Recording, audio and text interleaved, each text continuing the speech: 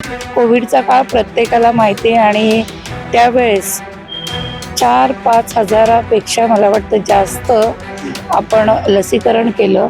ते कामच बोलतं ना. ज्या वेळेस गरज असती त्यावेळेस विनोद वस्ते असेल, स्मिता वस्ते असेल, जर आठवत असेल तर ह्याच्यापेक्षा आपण काम करतो त्याची पावती वेगळी काय असेल. विरोधकांचं काम हे टीका करणं असतं, आमचं काम हे काम करणं, लोकांमध्ये तळागाळात जाऊन आम्ही काम करतो. मंडळी नमस्कार, मी निखिल सुक्रे, नवराष्ट्रमध्ये तुमचं स्वागत आहे. महापालिकेची धामधूम सगळीकडे सुरू आहे आणि आपण आता सध्या पुण्यामध्ये आहोत. आपण पुण्यातल्या वेगवेगळ्या प्रभागांचा आढावा घेतो आहोत. आपल्या बरोबर माजी नगरसेविका आहेत आणि यंदा त्या उमेदवारी सुद्धा करत आहेत. स्मिताताई वस्ते आपल्या बरोबर आहेत. ताई, काय सांगाल, यावेळेस उमेदवारी भाजपकडून मिळालेली आहे, प्रतिक्रिया काय असेल? नक्कीच पक्षश्रेष्ठींनी काहीतरी विचार करून आमचा विचार केला, कारण आधी 2 टर्म नगरसेविका पद इथे या प्रभागामध्ये भूषवलेलं आहे. माननीय देवेंद्रजी, माननीय खासदार आपले मुरली अण्णा, आमच्या मंत्री माधुरीताई, चंद्रकांत दादा यांनी जो विश्वास आमच्यावरती टाकलेला आहे वस्ते कुटुंबियावरती, तर तो नक्कीच सार्थ करून प्रभागाचा विकास करण्यासाठी आम्ही प्रयत्नशील राहणार आहोत. नक्कीच. पण आता तुम्ही मागच्या 2 टर्म नगरसेविका राहिलेला आहात. खरं तर विनोद वस्ते हे नाव आम्ही आता गेल्यानंतर भरपूर ऐकलं. स्मिता वस्ते हे नाव सुद्धा ऐकलं. या नावाची काय जादू आहे? लोकांची कुठली कामं केली ज्याच्या जोरावरती नाव तुमचं घेतात? मला वाटतं की लाडक्या बहिणींमुळे देवाभाऊ तर प्रसिद्ध आहेत राज्यामध्ये, पण ह्या प्रभागामध्ये विनोद भाऊ हे खरंच लाडक्या बहिणींची कामं करतात, म्हणून बहिणींचा लाडका भाऊ हे विनोद भाऊ आहेत.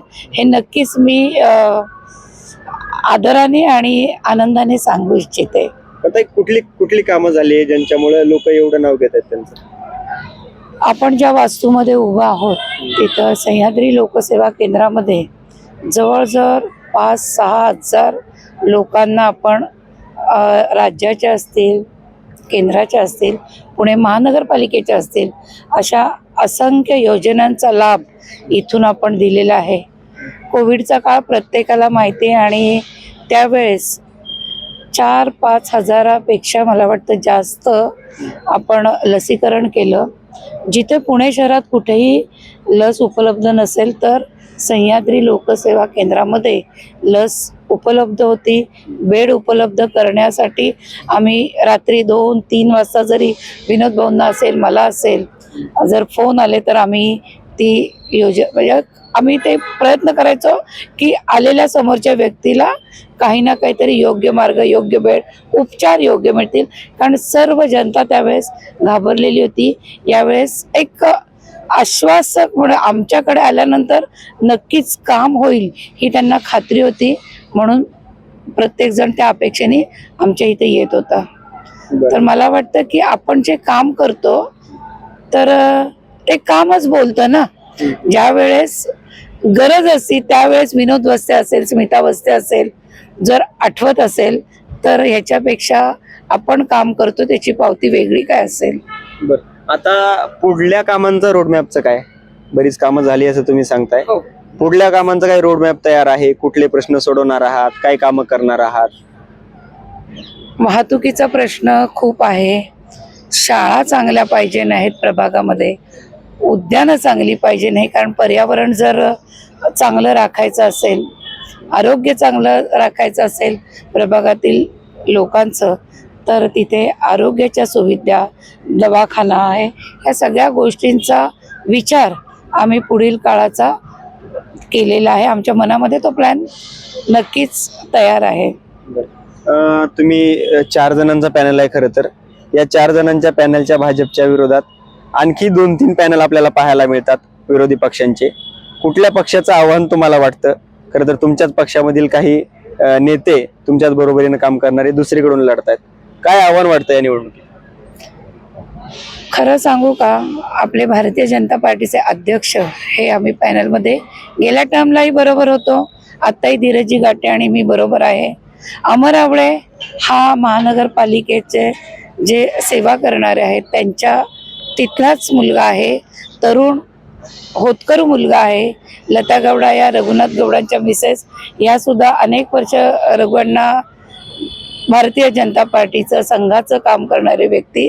तर असं आमचं सक्षम पॅनल असताना मला वाटतं विरोधकांना किंवा समोरच्याचा विचार जास्त मनात न करता प्रभागातील नागरिकांना भेटून त्यांना आव्हान करण्यातच मला योग्य गोष्ट वाटते. त्यांच्यासोबत काय लढत करण्यामध्ये काय आव्हान वाटतंय? मला वाटतं की येणारी 16 तारीखच तुम्हाला त्याचं उत्तर नक्कीच देईल. त्या बाबतीत मी बाकी काहीच बोलत नाही. विरोधक तुमच्यावरती टीका करताना पाहायला मिळतात की भाजपच्या नेत्यांनी काही कामच नाही केली, त्यांनी फक्त भेटीगाठीच केल्या, फक्त कामं नाही केली, लोकांचे प्रश्न कायम आहेत, अशा प्रकारची तुमच्यावरती टीका होत असते किंवा भारतीय जनता पार्टीवरती टीका होत असते. याचं उत्तर कसं द्याल? विरोधकांचं काम हे टीका करणं असतं. आमचं काम हे काम करणं, लोकांमध्ये तळागाळात जाऊन आम्ही काम करतो. आणि आपली स्लम एरिया आहे, आंबिलोडासारखं असेल, राजेंद्र नगर आहे, आंबेडकर वसाहत आमची लक्ष्मीनगर, महात्मा फुले वसाहत. तर इथे आम्ही प्रत्येकाच्या घराघरात प्रत्येकाच्या मनात जाण्याचं काम करतो. मला वाटतं की माझ्याहीपेक्षा माझे धीर विनोद भाऊ हे सातत्याने लोकांमध्ये जाऊन लोकांसाठीच काम करत असतात. तर माझ्या पॅनलमधल्या आम्ही चौघही अशाच कुटुंबातनं आहोत, अशाच घरातनं आहोत की आम्ही प्रत्येक वेळेस लोकांचा विचार करतो. आणि तेच हे आमचं जी सगळी जनता आहे तेच आमचं कुटुंब आम्ही मानतो. आणि याच्यापेक्षा वेगळं अजून तुम्हाला काय सांगू? लोकांनी तुम्हाला का निवडून द्यावं? कुठली अशी तुम्ही कामं करणार आहात ज्या कामांसाठी लोक तुम्हाला नगरसेवक म्हणून निवडतील? कुठली कामं करणार आहे? पहिलं गजानन महाराजाचा जो चौक आहे ते आता काय झालंय, धनकवडीपर्यंत रस्ता जो जातो तर तिथं रुंदीकरण तिथलं करायचं असं डोक्यात आहे. आपल्या महानगरपालिकेच्या ज्या वसाहती आहे त्याचा पुनर्विकास करण्याचा मानस आहे. आंबिलोड्यात जो काही आपला जो प्रलंबित प्रश्न राहिलेला आहे, त्या भिंत बांधणं, त्या तर तो एक खूप आता तुम्हाला सगळ्यांना माहिती आहे की 20 साली काय तिथे परिस्थिती झाली. थोड्याफार प्रमाणात काम झालेलं आहे. आमदार आपल्या माधुरीताई मंत्री त्यांच्या माध्यमातून आपण तिथं भिंतीचं याचं काम केलेलं आहे.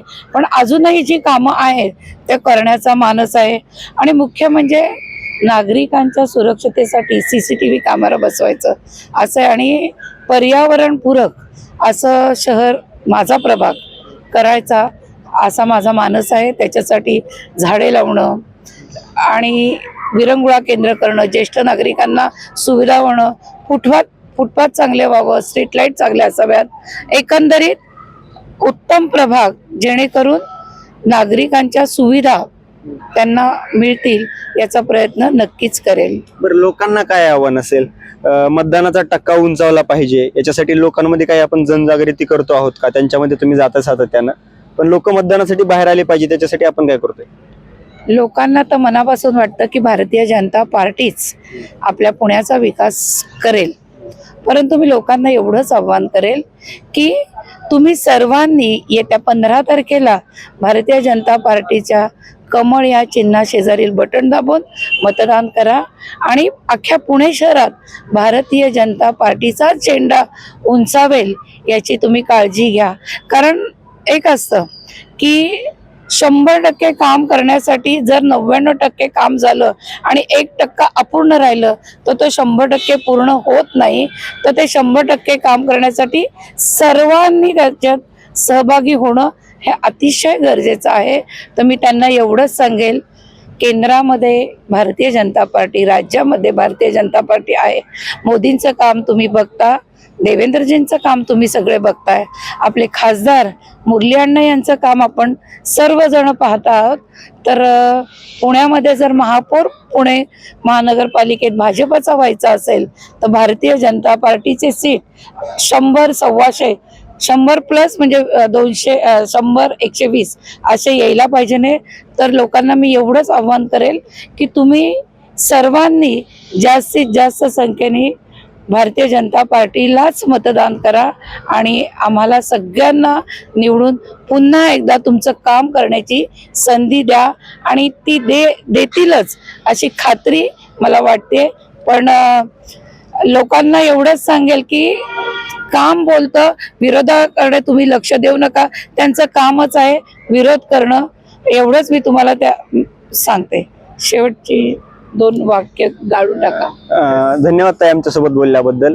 तर त्यांनी विश्वास व्यक्त केलेला आहे की येत्या निवडणुकीमध्ये जे आहे ते मोठ्या संख्येनं भाजपचे नगरसेवक निवडून येतील. परंतु लोकांना सुद्धा विनंती आहे की त्यांनी त्यांचं काम करावं, मतदान करावं अशी विनंती त्यांनी केलेली आहे. नवराष्ट्रासाठी निखिल सुक्रे, पुणे.